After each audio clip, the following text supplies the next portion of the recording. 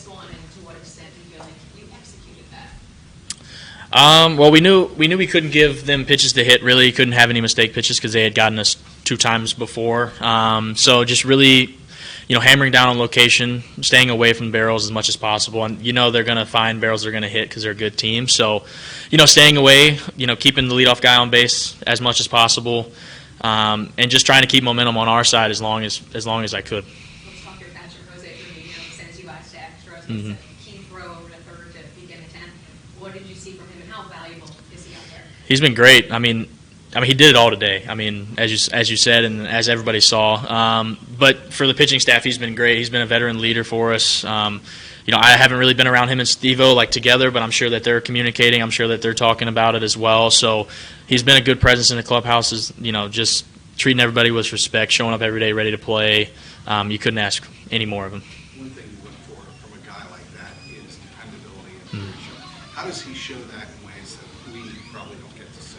He's energetic every morning. So, whether we're going through a bad stretch, whether we're going through a good stretch, he remains the same guy. I think that's always good to see, the consistency that he gives. And then when he's out there putting in the work, he doesn't take anything for granted. He's always showing up, trying to do the most for us. As we saw today, hitting sac fly, that was almost a homer, and then throwing a guy out at third. The big rallies. Either he's got something to do with them or he's helping continue them. That play, that dribble up the line, how did you maintain your composure on that?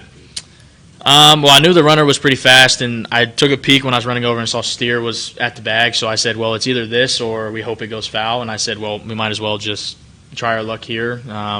It's a big spot, guys moving down the line, so I just didn't think about it that much and just picked it up and threw it and was hoping that it was decent enough to catch and get him out, and luckily that happened.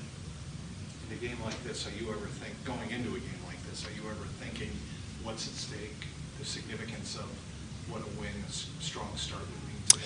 Yeah, I mean, the last two series at home have been really tough opponents, so I think that gives us confidence knowing that we can hang with the best of them in the National League, for instance, with the Phillies and now the Brewers. And plus, they were playing really well too. We knew what we're going to get with a series like this, and I think it was a good test. Unfortunately, we came up short in the first 2 games, but we were in them all the way until the end. So that speaks volumes. We just have to clean it up a little bit around the edges, and then